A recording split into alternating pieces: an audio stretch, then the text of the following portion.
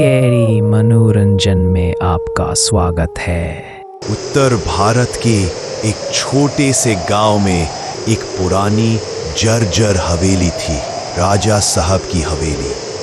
गांव के लोग कहते थे कि उस हवेली में आत्माएं भटकती हैं। कोई भी सूरज ढलने के बाद उधर जाने की हिम्मत नहीं करता था। रात के ठीक 12 बज रहे थे, चारों ओर सन्नाटा था। एक मोटर व्लॉगर विवेक, जो अपनी बाइक से अक्सर ट्रैवल करता रहता था, उस हवेली के करीब से गुजर रहा था। काफी रात हो गई थी और विवेक काफी थक गया था। तभी उसकी नजर उस हवेली पर पड़ी। हवेली के पास रुककर उसने सोचा, क्यों ना आज रात यहीं रुक जाऊं, सुबह होते ही निकल जाऊंगा। उसने अपनी मोटरसाइकिल हवेली के पास ही रोक दी और पैदल उस हवेली की ओर चल दिया। जैसे जैसे वह हवेली के करीब जा रहा था, उसके मन में एक डर सा आने लगा। जैसे तैसे वह हिम्मत करके हवेली में घुस गया। उसने देखा हवेली की दीवारें काली सीलन भरी थी। लकड़ी के दरवाजे खुद ब खुद हिल रहे थे, मानो कोई अंदर बुला रहा हो। विवेक अंदर गया। अंदर का दृश्य और भी भयानक था।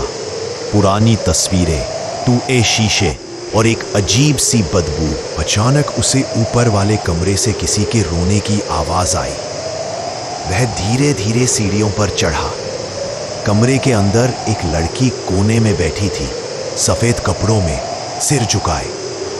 तुम कौन हो? विवेक ने पूछा। लड़की ने धीरे धीरे सिर उठाया। उसकी आंखें लाल थीं और चेहरा काफी डरावना। मैं लौट आई हूं, उसने कहा। और अचानक हवा तेज चलने लगी। दरवाजे खुद ब खुद बंद हो गए।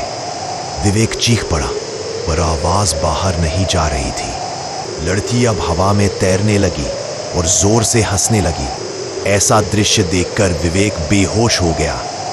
अगली सुबह गांव वाले हवेली के पास से गुजर रहे थे तो देखा वहां एक मोटरसाइकिल खड़ी है और एक लड़का पास ही बेहोश पड़ा था।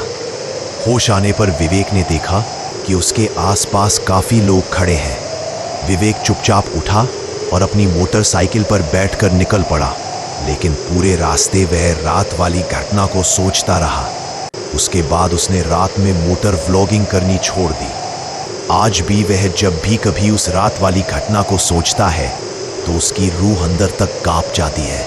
वह हवेली आज भी किसी का इंतजार कर रही है। ऐसी ही मजेदार और डरावनी शॉर्ट कहानी के लिए हमारे चैनल स्कैरी मनोरंजन को लाइक, शेयर एंड सब्सक्राइब जरूर करें।